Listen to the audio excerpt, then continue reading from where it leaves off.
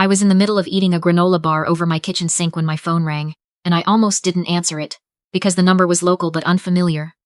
And I had learned a long time ago that unfamiliar numbers were usually someone trying to sell me something I didn't need.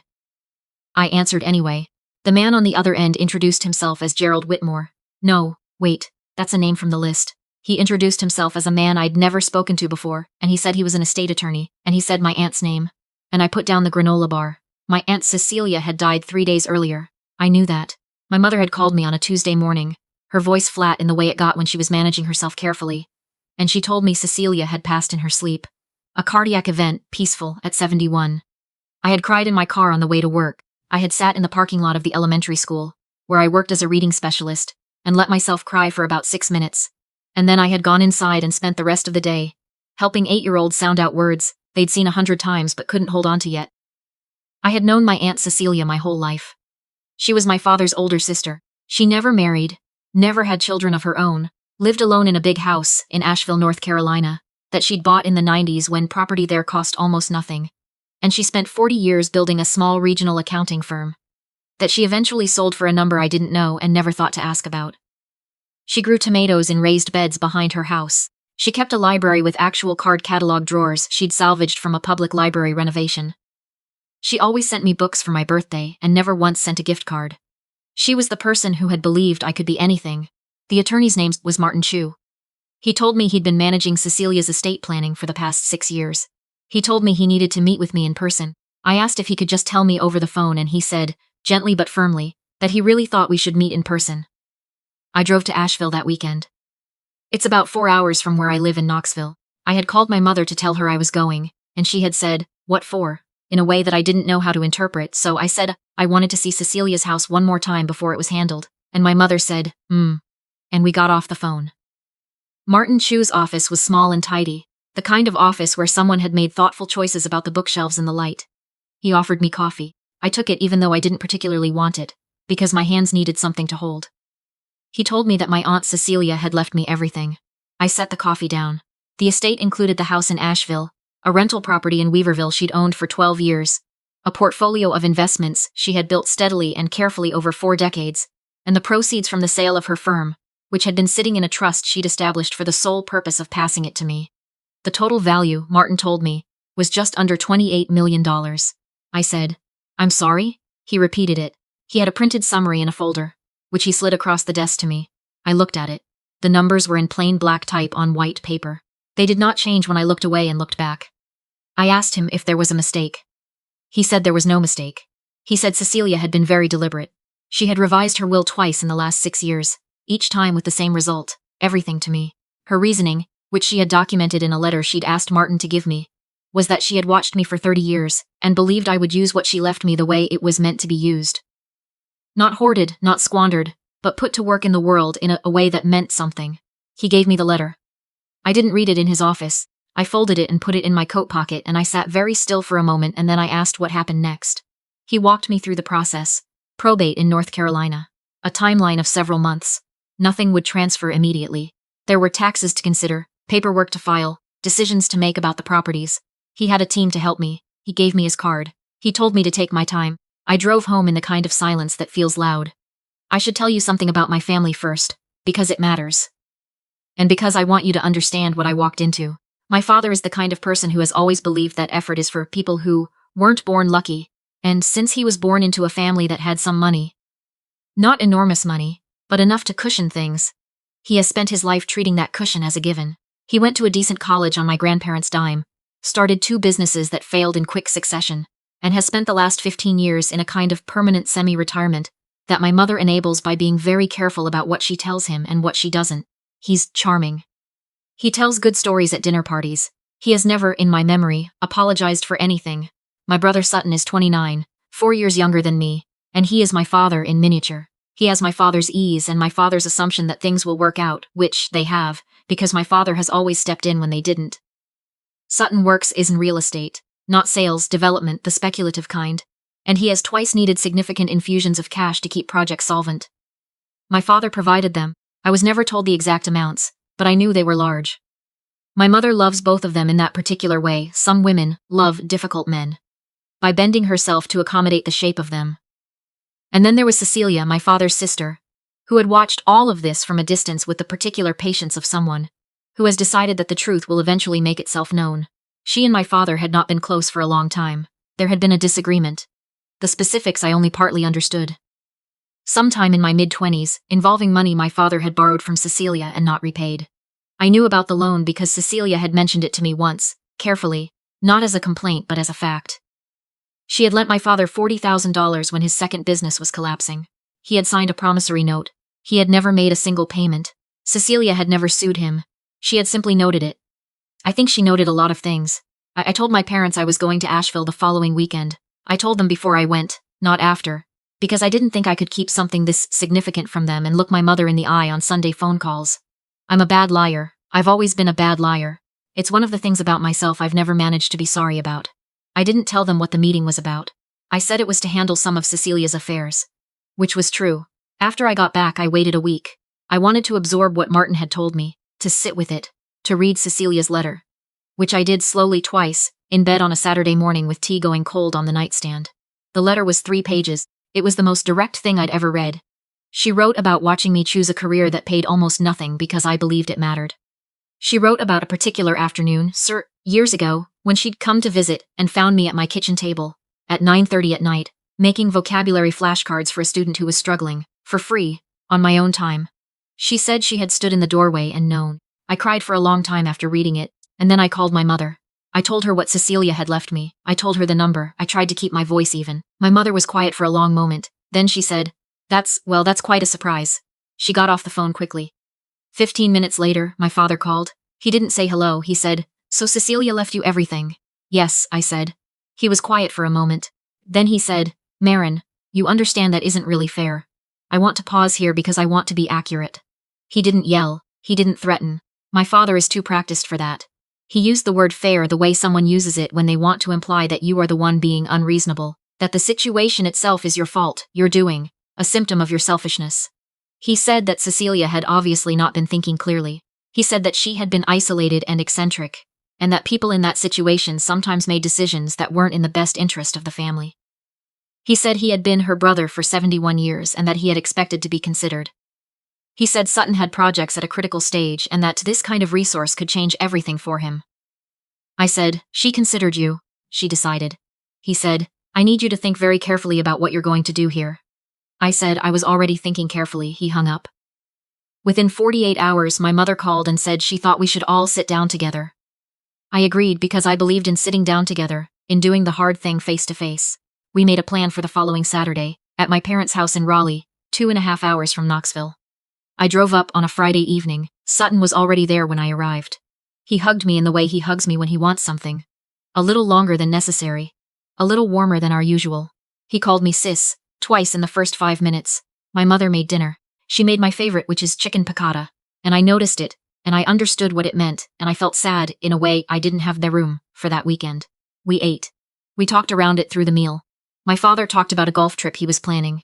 Sutton talked about a development in Charlotte that had just gotten its variance approved. My mother asked about my students. It was almost normal.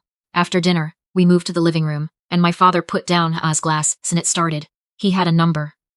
He had actually calculated a number, which he presented as if he were making a business proposal. He wanted me to transfer 30% of the estate's liquid assets to a family account, which would then be managed jointly. Managed jointly meaning, I understood, managed primarily by him, for the benefit of what he called the family unit. He framed it as fairness. He said Cecilia had been estranged from the family and that her judgment had been compromised by that estrangement. He said he had documented the ways in which he had maintained the family during difficult years, which I think meant that he had given Sutton money, which he was now recasting as a communal sacrifice. Sutton sat with his elbows on his knees and nodded along. He said, we're not asking for everything, Marin, just what's reasonable.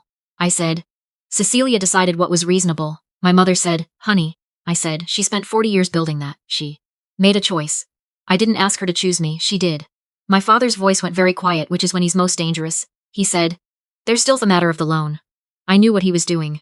He was raising it as a bargaining chip, as if Cecilia's decision to leave me the estate cancelled out the debt he owed to the estate, as if my inheriting her assets meant inheriting also a responsibility to forgive his debts. I said, the loan is documented.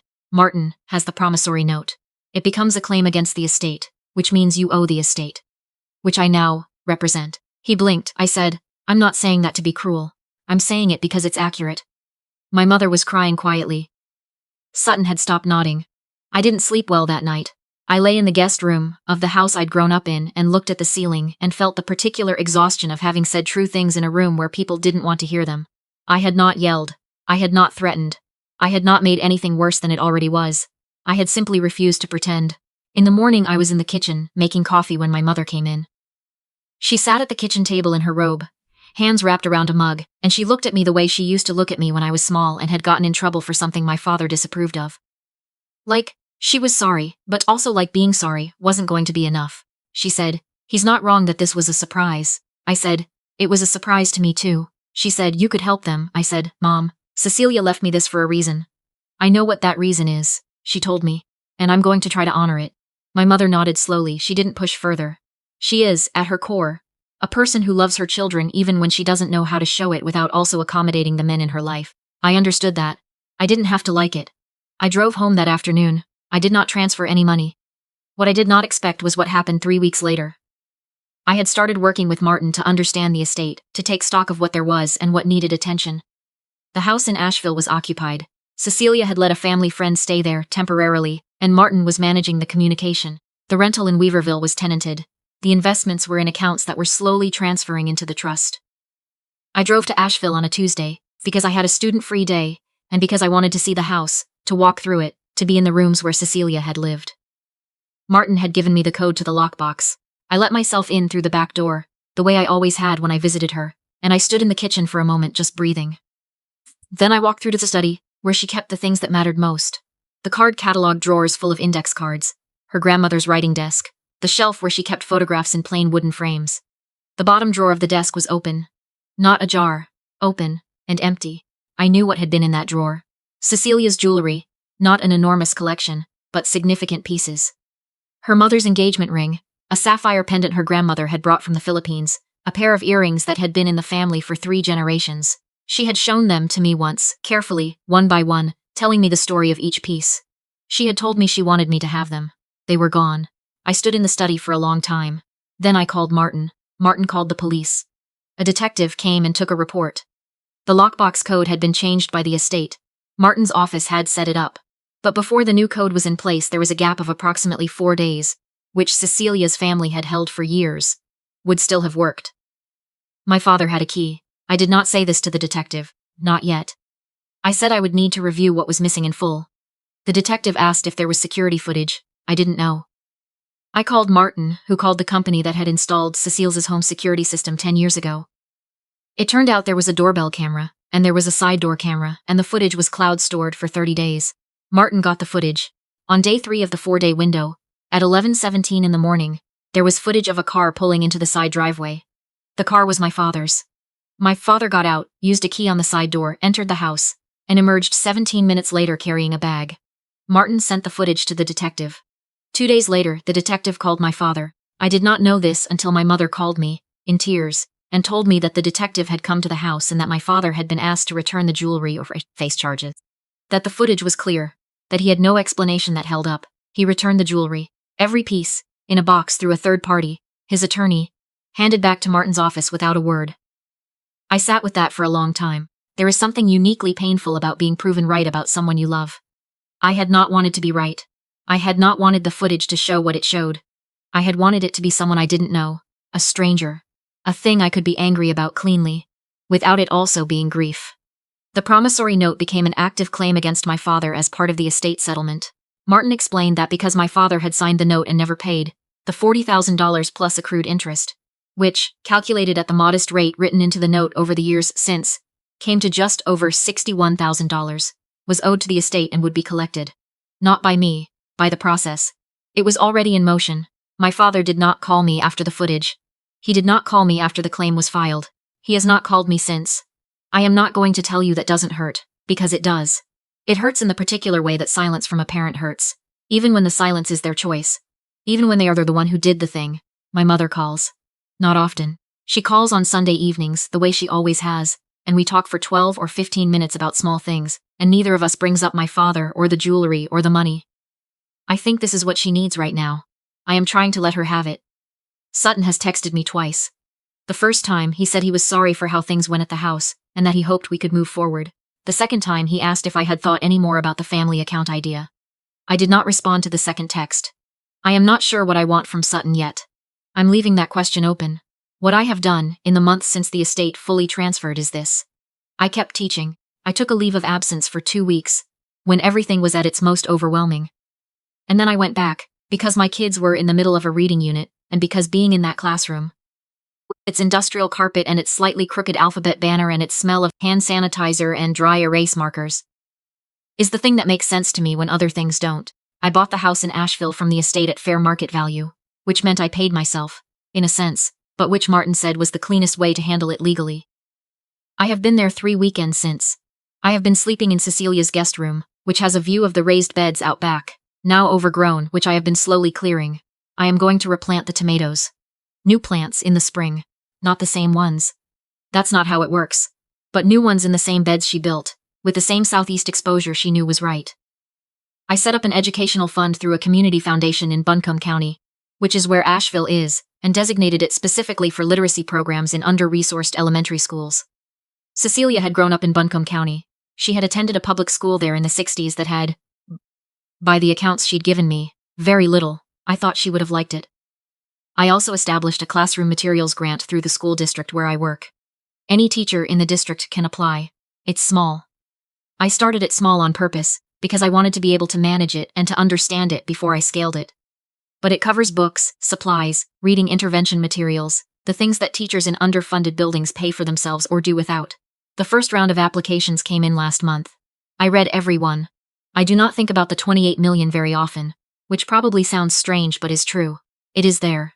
It is in accounts. Martin has an investment team that manages it. I have a meeting with them quarterly.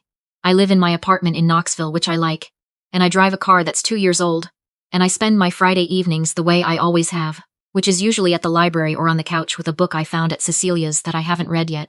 I think about Cecilia, instead. I think about the afternoon she described in her letter, standing in my doorway watching me make flashcards at 9:30 at night.